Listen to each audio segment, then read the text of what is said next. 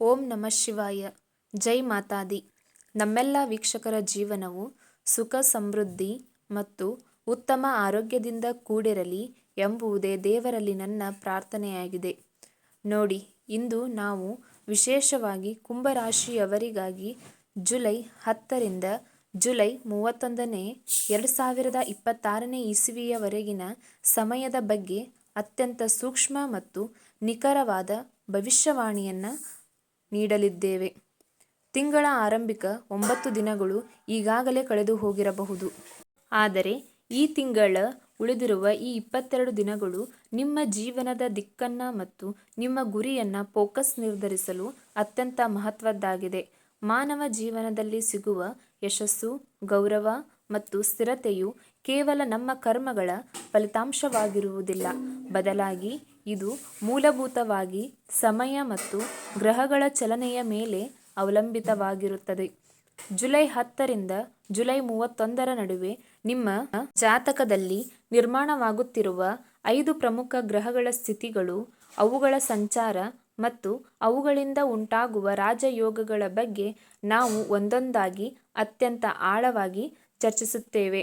ಏಕೆಂದರೆ ಇದೇ ಗ್ರಹಗಳು ಈ ಸಮಯದಲ್ಲಿ ನಿಮ್ಮ ಕರ್ಮಗಳ ಫಲಿತಾಂಶವನ್ನು ನಿರ್ಧರಿಸುತ್ತಿವೆ. ಜ್ಯೋತಿಷ್ಯಶಾಸ್ತ್ರದ ಪ್ರಕಾರ ಅತ್ಯಂತ ಕಠಿಣ ಪರಿಶ್ರಮ ಪಟ್ಟಾಗಿಯೂ ನಿಮ್ಮ ವೃತ್ತಿ ಜೀವನದಲ್ಲಿ ಯಶಸ್ಸು ಸಿಗುತ್ತಿಲ್ಲವಾದರೆ, ವಿವಾಹದಲ್ಲಿ ಪದೇ ಪದೇ ಅಡೆತಡೆಗಳು ಎದುರಾಗುತ್ತಿದ್ದರೆ, ಅಥವಾ ಜೀವನದಲ್ಲಿ ಬೇರೆ ಯಾವುದೇ ರೀತಿಯ ಕಾರಣ ನಿಮ್ಮ ಜನ್ಮ ಜಾತಕದಲ್ಲಿರುವ ಗ್ರಹ ದೋಷಗಳಾಗಿರಬಹುದು. ರಾಹುವಿನಿಂದ ಉಂಟಾಗುವ ಗ್ರಹಣ ದೋಷ, ಗುರುಚಂಡಾಳ ದೋಷ ಅಥವಾ ಪೂರ್ಣ ಕಾಳಸರ್ಪ ದೋಷದಂತಹ ಯೋಗಗಳು ನಿಮ್ಮ ಜೀವನದ ಪ್ರಗತಿಗೆ ಅಡ್ಡಿಯುಂಟು ಮಾಡಬಹುದು. ಈ ದೋಷಗಳ ಸರಿಯಾದ ಗುರುತಿಸುವಿಕೆ ಮತ್ತು ಅವುಗಳ ಪರಿಣಾಮಕಾರಿ ಪರಿಹಾರಕ್ಕಾಗಿ ನಿಮ್ಮ ಜನ್ಮ ದಿನಾಂಕ, ಸಮಯ ಮತ್ತು ಜನ್ಮಸ್ಥಳ ಆಧಾರದ ಮೇಲೆ ವೈಯಕ್ತಿಕ ಜಾತಕವನ್ನು ಆಳವಾಗಿ ವಿಶ್ಲೇಷಣೆ ಮಾಡಿಸುವುದು ಅತ್ಯಂತ ಅವಶ್ಯಕವಾಗಿದೆ. ಇದರಿಂದ ನಿಮ್ಮ ಸಮಸ್ಯೆಗಳ ನೈಜ ಕಾರಣಗಳನ್ನು ಅರ್ಥಮಾಡಿಕೊಳ್ಳಲು ಮತ್ತು ಸೂಕ್ತ ಮಾರ್ಗದರ್ಶನ ಪಡೆಯಲು ನಿಮಗೆ ಸಹಾಯಕವಾಗುತ್ತದೆ. ನೀವು ಸಹ ನಿಮ್ಮ ಜಾತಕವನ್ನು ನಮಗೆ ತೋರಿಸುವ ಮೂಲಕ ನಿಮ್ಮ ಸಮಸ್ಯೆಗಳ ನೈಜ ಕಾರಣವನ್ನು ತಿಳಿದುಕೊಳ್ಳಬಹುದು. ಮೊದಲನೆಯದಾಗಿ ನಿಮ್ಮ ರಾಶ್ಯಾಧಿಪತಿ ಶನಿದೇವರ ಬಗ್ಗೆ ಮಾತನಾಡೋಣ. ಶನಿದೇವನನ್ನ ಕರ್ಮಶಿಷ್ಣು, ಜೀವನದ ನೈಜ ಹೋರಾಟ ಮತ್ತು ಆ ಹೋರಾಟದ ನಂತರ ಸಿಗುವ ನಿಜವಾದ ಯಶಸ್ಸಿನ ಮೂಲಕಾರಕ ಎಂದು ಪರಿಗಣಿಸಲಾಗುತ್ತದೆ. ಕುಂಭರಾಶಿಯು ಶನಿಯ ಮೂಲ ತ್ರಿಕೋನ ರಾಶಿಯಾಗಿದೆ. ಜುಲೈ 10ರಿಂದ ಜುಲೈ 31ರ ಈ ಟೈಮ್ ಪೀರಿಯಡ್ನಲ್ಲಿ ಶನಿಯು ನಿಮ್ಮ ಜಾತಕದ ದ್ವಿತೀಯ ಭಾವದಲ್ಲಿ, ಅಂದರೆ ನಾವು ಫೈನಾನ್ಸ್ ಅಥವಾ ಧನಭಾವ ಎಂದು ಕರೆಯುವ ಅಲ್ಲಿ ಸಂಚರಿಸುತ್ತಿದ್ದಾನೆ. ಕುಂಭ ರಾಶಿಯವರಿಗೆ ಇದು ಸಾಡೆಸಾತಿಯ 3ನೇ ಮತ್ತು ಇಳಿಯುವ ಹಂತವಾಗಿದೆ. ದ್ವಿತೀಯ ಭಾವದಲ್ಲಿ ತನ್ನದೇ ಪ್ರಭಾವವಿರುವ ಸ್ಥಾನದಲ್ಲಿ ಶನಿಯು ಕುಳಿತಿರುವುದು ಅತ್ಯಂತ ಶಕ್ತಿಯುತ ಮತ್ತು ಸ್ಟ್ರಾಂಗ್ ಪೊಸಿಷನ್ ಆಗಿದೆ. ಇದರ ನೇರ ಅರ್ಥವೇನೆಂದರೆ, ಈ ಅವಧಿಯಲ್ಲಿ ನಿಮಗೆ ಅಪಾರವಾದ ಹಣ ಅಂದರೆ ಕ್ಯಾಶ್ ಫ್ಲೋ ಪ್ರಾಪ್ತಿಯಾಗಬಹುದು. ಆದರೆ ಈ ಹಣವು ಕೇವಲ ನಿಮ್ಮ ಅತ್ಯಂತ ಕಠಿಣ ಪರಿಶ್ರಮ ಮತ್ತು ಬೆವರಿನಿಂದ ಮಾತ್ರ ಬರುತ್ತದೆ. Technical field, digital media, online business, engineering, telecommunication, research, education ಅಥವಾ ಕನ್ಸಲ್ಟೆನ್ಸಿ ಕ್ಷೇತ್ರಗಳಿಗೆ ಸಂಬಂಧಿಸಿದವರು ಈ ಸಮಯದಲ್ಲಿ ತಮ್ಮ ವೃತ್ತಿ ಜೀವನದಲ್ಲಿ ಹೊಸ ಇತಿಹಾಸವನ್ನು ಸೃಷ್ಟಿಸಬಹುದು. ಉದ್ಯೋಗ ಹುಡುಕುತ್ತಿರುವವರಿಗೆ ಮಲ್ಟಿನ್ಯಾಷನಲ್ ಕಂಪನಿಗಳಿಂದ ಬಹಳ ದೊಡ್ಡ ಅವಕಾಶಗಳು ಸಿಗುತ್ತವೆ. 50 ವರ್ಷಕ್ಕಿಂತ ಮೇಲ್ಪಟ್ಟವರು ಮತ್ತು ತಮ್ಮ ಡೈಲಿ ರೂಟೀನ್ ಹೊರೆಯಿಂದ ಮುಕ್ತರಾಗಲು ಬಯಸುವವರು, ಅವರು ತಮ್ಮ ಬಿಸಿನೆಸ್ ಜವಾಬ್ದಾರಿಗಳನ್ನು ತಮ್ಮ ಉತ್ತರಾಧಿಕಾರಿಗಳಿಗೆ ಒಪ್ಪಿಸಿ ಶಾಂತಿಯುತ ಜೀವನದತ್ತ ಯಶಸ್ವಿಯಾಗಿ ಹೆಜ್ಜೆ ಹಾಕಲಿದ್ದಾರೆ. ಈ ಅವಧಿಯಲ್ಲಿ ಜುಲೈ 26ನೇ ದಿನಾಂಕವು ನಿಮಗೆ ಬಹಳ ದೊಡ್ಡ ಬದಲಾವಣೆಯನ್ನು ತರಲಿದೆ. ಏಕೆಂದರೆ ಜುಲೈ 26ರಂದು ಶನಿಯು ವಕ್ರ ಸ್ಥಿತಿಗೆ ಬರಲಿದ್ದಾನೆ. ಶನಿಯು ವಕ್ರಿಯಾಗುತ್ತಿದ್ದಂತೆಯೇ ನಿಮ್ಮ ಹಳೆಯ ಮತ್ತು ನಿಂತು ಹೋಗಿರುವ ಸಂಬಂಧಗಳಲ್ಲಿ ಮತ್ತು ಬಹಳ ಹಿಂದಿನಿಂದಲೂ ಬಾಕಿ ಉಳಿದಿದ್ದ ಪ್ರಾಜೆಕ್ಟ್ಗಳಲ್ಲಿ ಅತ್ಯಂತ ಪಾಸಿಟಿವ್ ಸುಧಾರಣೆಯನ್ನು ನೀವು ಕಾಣುವಿರಿ. ಆದರೆ ಇಲ್ಲಿ ಶನಿದೇವರ ಒಂದು ಅತ್ಯಂತ ಕಟ್ಟುನಿಟ್ಟಾದ ಸೂಚನೆ ಕೂಡ ಇದೆ. ಅದನ್ನು ನೀವು ಜುಲೈ 10ರ ನಂತರ ಪ್ರತಿದಿನ ನೆನಪಿನಲ್ಲಿ ಇಟ್ಟುಕೊಳ್ಳಬೇಕು. ದ್ವಿತೀಯ ಭಾವವು ಸಂಚಿತ ಧನ ಅಂದರೆ ಲಿಕ್ವಿಡ್ ಕ್ಯಾಶ್ ಮತ್ತು ಸೇವಿಂಗ್ಸ್ಗೆ ಸಂಬಂಧಿಸಿದ್ದಾಗಿದೆ. ಹಾಗಾಗಿ ಈ ಸಂಪೂರ್ಣ ಅವಧಿಯಲ್ಲಿ ನೀವು ಯಾವುದೇ ಪರಿಸ್ಥಿತಿಯಲ್ಲಾದರೂ ನಿಮ್ಮ ಸೇವಿಂಗ್ಸ್ ಮತ್ತು ನಿಮ್ಮ ಕೂಡಿಟ್ಟ ಬಂಡವಾಳವನ್ನು ರಕ್ಷಿಸಿಕೊಳ್ಳಬೇಕು. ಬಿಸಿನೆಸ್ ವಿಸ್ತರಿಸಲು ಅಥವಾ ಯಾವುದಾದರೂ ಹೊಸ ಸ್ಟಾರ್ಟ್ಅಪ್ ಶುರು ಮಾಡಲು ನಿಮ್ಮ ಕೂಡಿಟ್ಟ ಬಂಡವಾಳವನ್ನು ಪಣಕ್ಕಿಡಬೇಡಿ. ನೀವು ಮರೆತೂ ಕೂಡ ಯಾವುದೇ ಹೊಸ ಲೋನ್ ಅಥವಾ ಸಾಲವನ್ನು ತೆಗೆದುಕೊಳ್ಳಬಾರದು. ಈಗ ದೇವಗುರು ಬೃಹಸ್ಪತಿ ಮತ್ತು ಸೂರ್ಯನ ಸ್ಥಿತಿಯನ್ನು ನೋಡೋಣ. ಗಮನವಿಟ್ಟು ಅರ್ಥ ಮಾಡಿಕೊಳ್ಳೋಣ. ನಿಮ್ಮ ಜಾತಕದಲ್ಲಿ ಬೃಹಸ್ಪತಿಯು 11ನೇ ಭಾವದ ಅಂದರೆ ಇನ್ಕಮ್ ಮತ್ತು ಪ್ರಾಫಿಟ್ ಭಾವ ಮತ್ತು ದ್ವಿತೀಯ ಭಾವದ ಅಂದರೆ ಧನ ಭಾವದ ಅಧಿಪತಿಯಾಗಿದ್ದಾನೆ. ಪ್ರಸ್ತುತ ಬೃಹಸ್ಪತಿಯು ನಿಮ್ಮ ಜಾತಕದ 6ನೇ ಭಾವದಲ್ಲಿ ಕುಳಿತಿದ್ದಾನೆ. 6ನೇ ಭಾವವು ರೋಗ, ಸಾಲ ಮತ್ತು ಶತ್ರುಗಳಿಗೆ ಸಂಬಂಧಿಸಿದ್ದಾಗಿದೆ. 6ನೇ ಭಾವದಲ್ಲಿ ಕುಳಿತು ಬೃಹಸ್ಪತಿಯು ನೇರವಾಗಿ ನಿಮ್ಮ 11ನೇ ಭಾವದ ಮೇಲೆ ಅಂದರೆ ನಿಮ್ಮ ಪ್ರಾಫಿಟ್ ಹೌಸ್ ಮೇಲೆ ದೃಷ್ಟಿ ಬೀರುತ್ತಿದ್ದಾನೆ ಮತ್ತು ಶನಿದೇವರನ್ನು ನೋಡುತ್ತಿದ್ದಾನೆ. ಈ ಸ್ಥಿತಿಯು ಅತ್ಯಂತ ಶಕ್ತಿಯುತವಾದ ರಾಜಯೋಗವನ್ನು ನಿರ್ಮಿಸುತ್ತಿದೆ. ಈ ಯೋಗದ ಪ್ರಭಾವದಿಂದ ನಿಮ್ಮ ಶತ್ರುಗಳು ತಾವಾಗಿಯೇ ಶಾಂತರಾಗುತ್ತಾರೆ. ಕಾಂಪಿಟೇಟರ್ಸ್ ನಿಮ್ಮ ಮುಂದೆ ನಿಲ್ಲಲು ಸಾಧ್ಯವಾಗುವುದಿಲ್ಲ ಮತ್ತು ಲೋನ್ ಮತ್ತು ಯಾವುದೇ ಲೀಗಲ್ ಮ್ಯಾಟರ್ ಅಥವಾ ಕೋರ್ಟ್ ಕೆಲಸ ನಡೆಯುತ್ತಿದ್ದರೆ ಇದು ಇತ್ಯರ್ಥಗೊಳ್ಳುವ ನಿಟ್ಟಿನಲ್ಲಿ ಮುಂದುವರಿಯುತ್ತದೆ.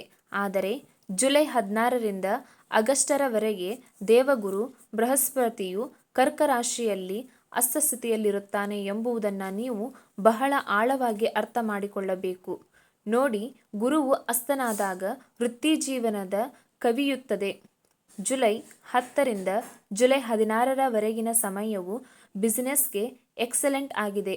ಆದರೆ ಜುಲೈ 16ರ ನಂತರ ನಿಮಗೆ 100% ಪಕ್ಕಾ ಎಂದು ತೋರುತ್ತಿರುವ ಕೆಲಸಗಳು ಅಥವಾ ಡೀಲುಗಳು ಇದ್ದಕ್ಕಿದ್ದಂತೆ ನಿಂತು ಹೋಗಬಹುದು. ಆದ್ದರಿಂದ ಜುಲೈ 16ರ ನಂತರ ನಿಮ್ಮ ವರ್ಕ್ ಪ್ಲೇಸ್ನಲ್ಲಿ ನೀವು ಅತ್ಯಂತ ಎಚ್ಚರಿಕೆಯಿಂದಿರಬೇಕು. ನಿಮ್ಮ ಸೀನಿಯರ್ಸ್ ಅಥವಾ ಕೋವರ್ಕರ್ಸ್ ಜೊತೆ ಯಾವುದೇ ರೀತಿಯ ವಿವಾದದಲ್ಲಿ ಸಿಲುಕಿಕೊಳ್ಳಬೇಡಿ. ನೀವು ಸಂಪೂರ್ಣವಾಗಿ ಸರಿಯಾಗಿದ್ದರೂ, ನಿಮ್ಮ ಬಳಿ ಎಲ್ಲ ಫ್ಯಾಕ್ಟ್ಸ್ ಇದ್ದರೂ ಮತ್ತು ಎದುರಿನ ವ್ಯಕ್ತಿ ತಪ್ಪಾಗಿದ್ದರೂ ನಿಮ್ಮ ಮಾತನ್ನು ಸಾಬೀತುಪಡಿಸಲು ನೀವು ವಾದ ಮಾಡಬಾರದು. ಸಂಪೂರ್ಣವಾಗಿ ಶಾಂತವಾಗಿರಿ ಮತ್ತು ನಿಮ್ಮ ಸಂಪೂರ್ಣ ಫೋಕಸ್ ಅನ್ನು ಕೇವಲ ನಿಮ್ಮ ಕೆಲಸದ ಮೇಲೆಯೇ ಕೇಂದ್ರೀಕರಿಸಿ. ಸೂರ್ಯನ ಗೋಚರವು ನಿಮ್ಮ ಜೀವನದ ಸೂರ್ಯನ ಯುತಿ ಅತ್ಯಂತ ಶ್ರೇಷ್ಠವಾದ ಬುಧಾದಿತ್ಯ ಯೋಗವನ್ನು ನಿರ್ಮಿಸುತ್ತಿದೆ. ನಿಮ್ಮ ಕಮ್ಯುನಿಕೇಷನ್ ಸ್ಕಿಲ್ಸ್ನಲ್ಲಿ ಅದ್ಭುತವಾದ ಹೊಳಪು ಬರುತ್ತದೆ. ಜುಲೈ 24ರ ನಂತರ ಬುಧನು ಮಾರ್ಗಿಯಾಗಿ ಅತ್ಯಂತ ಅನುಕೂಲಕರವಾಗುತ್ತಾನೆ. ಸ್ಟೂಡೆಂಟ್ ಫೋಕಸ್ ಮತ್ತು ಕಾನ್ಸಂಟ್ರೇಷನ್ ಪೂರ್ಣವಾಗಿ ಮರಳಿ ಬರುತ್ತದೆ. ಫಾರಿನಲ್ಲಿ ಓದಲು ಬಯಸುವ ವಿದ್ಯಾರ್ಥಿಗಳಿಗೆ ಅಥವಾ ವಿದೇಶದಲ್ಲಿ ಜಾಬ್ ಹುಡುಕುತ್ತಿರುವವರಿಗೆ ಜುಲೈ 24ರ ನಂತರದ ಸಮಯವು ಅತ್ಯಂತ ಶುಭ ಸುದ್ದಿಯನ್ನು ತರಲಿದೆ. ಶುಕ್ರ ಗ್ರಹವು ಜುಲೈ 5ರಂದು ಸಿಂಹರಾಶಿಗೆ ಪ್ರವೇಶಿಸುತ್ತಿದ್ದಾನೆ.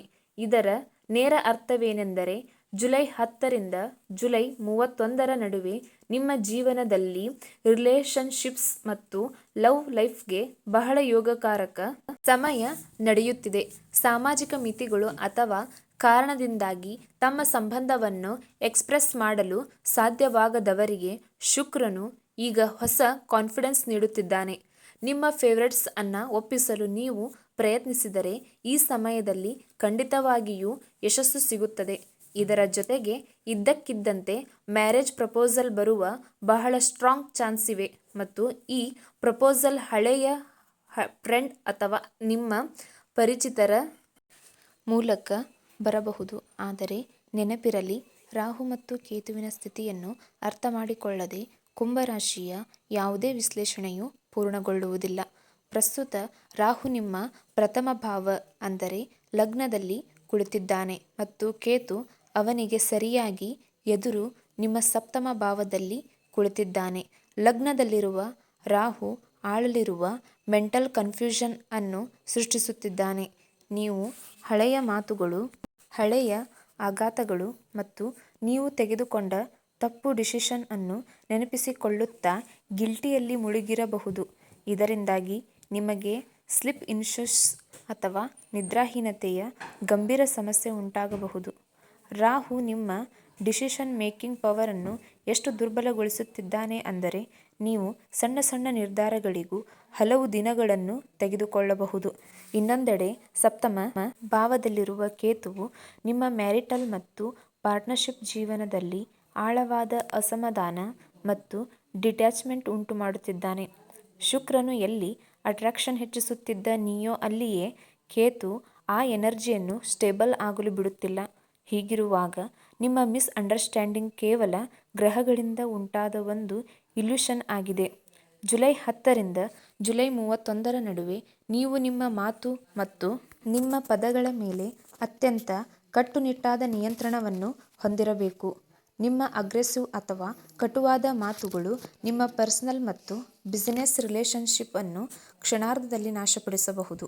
ಪಂಚಾಂಗದ ಪ್ರಕಾರ ಜುಲೈ 10ರಿಂದ ಜುಲೈ 31ರ ಮಧ್ಯೆ ಕೆಲವು ದಿನಾಂಕಗಳು ಮತ್ತು ನಿಯಮಗಳು ಬಹಳ ಮುಖ್ಯವಾಗಿವೆ. ಅವುಗಳನ್ನು ನೀವು ಡೈರಿಯಲ್ಲಿ ನೋಟ್ ಮಾಡಿಕೊಳ್ಳಬೇಕು.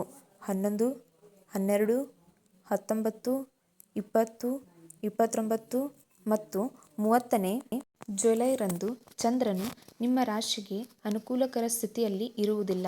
ಈ ನಿರ್ದಿಷ್ಟ ದಿನಾಂಕಗಳಂದು ನೀವು ಯಾವುದೇ ಪ್ರಮುಖ ಅಥವಾ ಶುಭ ಕಾರ್ಯವನ್ನು ಮಾಡಲೇಬಾರದು. ಇದಲ್ಲದೆ ಜುಲೈ 14ರಂದು ಭೌಮಮತಿ ಅಮಾವಾಸ್ಯೆ ಇದೆ. ಈ ದಿನ ನೀವು ನಿಮ್ಮ ಪಿತೃಗಳಿಗಾಗಿ ದಾನ ಮತ್ತು ತರ್ಪಣವನ್ನು ಕಡ್ಡಾಯವಾಗಿ ಮಾಡಬೇಕು. ಜುಲೈ 17ರಿಂದ ಚಾತುರ್ಮಾಸ ಪ್ರಾರಂಭವಾಗಲಿದ್ದು ಇದು ನವೆಂಬರ್ 15ರವರೆಗೆ ಇರಲಿದೆ. ಈ ಅವಧಿಯಲ್ಲಿ ವಿವಾಹ, ಗೃಹ ಪ್ರವೇಶ ಅಥವಾ ದೇವ ಪ್ರತಿಷ್ಠಾಪನೆಯಂತಹ ದೊಡ್ಡ ಮಾಂಗಲಿಕ ಕಾರ್ಯಗಳನ್ನು ನಿಷೇಧಿಸಲಾಗಿದೆ. ಆದರೆ ನೀವು ಭೂಮಿ ಪೂಜೆ ಮಾಡಬಹುದು ಅಥವಾ ಯಾವುದಾದರೂ ಹೊಸ ವೆಹಿಕಲ್ ಪರ್ಚೇಸ್ ಮಾಡಬಹುದು. ಆದರೆ ಅದರಲ್ಲಿಯೂ ಮೇಲೆ ತಿಳಿಸಿದ ಅಶುಭ ದಿನಾಂಕಗಳನ್ನು ನೀವು ಅವಾಯ್ಡ್ ಮಾಡಬೇಕು. ಜುಲೈ 29ರಂದು ಗುರುಪೂರ್ಣಿಮೆಯ ಪವಿತ್ರ ಹಬ್ಬವಿದೆ. ಈ ದಿನ ನಿಮ್ಮ ಗುರುಗಳಿಂದ ಆಶೀರ್ವಾದ ಪಡೆಯುವುದು ನಿಮಗೆ ಅತ್ಯಂತ ಫಲದಾಯಕವಾಗಿರುತ್ತದೆ. ಈಗ ಗ್ರಹಗಳ ಶಕ್ತಿಯನ್ನು ಬ್ಯಾಲೆನ್ಸ್ ಮಾಡಲು ಮತ್ತು ಜೀವನದಲ್ಲಿ ಎದುರಾಗುತ್ತಿರುವ ಅಡೆತಡೆಗಳನ್ನು ನಿವಾರಿಸಲು ನಾನು ನಿಮಗೆ 2 ಅತ್ಯಂತ ನಿಖರವಾದ ಮತ್ತು ಸಾತ್ವಿಕ ಪರಿಹಾರಗಳನ್ನು ಹೇಳಲಿದ್ದೇನೆ. ಮೊದಲ ಪರಿಹಾರವು ನಿಮ್ಮ ಸ್ಪಿರಿಚುವಲ್ ಗ್ರೋತ್ ಆಗಿದೆ. ನೀವು ನಿಮ್ಮ ಮನೆಯಲ್ಲಿ ಸಿದ್ಧ ಶ್ರೀ ಯಂತ್ರವನ್ನು ಸ್ಥಾಪಿಸಬೇಕು ಮತ್ತು ರೆಗ್ಯುಲರ್ ಬೇಸಿಕ್ ಮೇಲೆ ಭಗವತಿ ಲಕ್ಷ್ಮಿಯ ಮುಂದೆ ಶ್ರೀ ಸೂಕ್ತವನ್ನು ಪಠಿಸಬೇಕು. ಇದರೊಂದಿಗೆ ಮುಂಜಾನೆ ಸೂರ್ಯದೇವನಿಗೆ ಕಡ್ಡಾಯವಾಗಿ ಜಲವನ್ನು ಅರ್ಪಿಸಿ. ಎರಡನೇ ಪರಿಹಾರವು ನಿಮ್ಮ ರಾಶಾಧಿಪತಿ ಶನಿದೇವರ ದಿನಕ್ಕೆ ಸಂಬಂಧಿಸಿದಂತೆ ನೀವು ನಿಮ್ಮ ಲಿಕ್ವಿಡ್ ಕ್ಯಾಶ್ ಅನ್ನು ಉಳಿಸಬೇಕಾಗಿರುವುದರಿಂದ ಮತ್ತು ಲೋನ್ನಿಂದ ದೂರವಿರಬೇಕಾಗಿರುವುದರಿಂದ ಪ್ರತಿ ಶನಿವಾರದಂದು ಋಣಮುಕ್ತಿ ದಾನವನ್ನು ಮಾಡಿ. ಈ ವಿಡಿಯೋ ನಿಮಗೆ ಉಪಯುಕ್ತವಾಗಿದ್ದರೆ ಸಬ್ಸ್ಕ್ರೈಬ್ ಮಾಡಿ. ಮುಂದೆ ನಾವು ಹಾಕುವ ವಿಡಿಯೋ ನಿಮಗೆ ಬರುತ್ತವೆ. ಧನ್ಯವಾದಗಳು.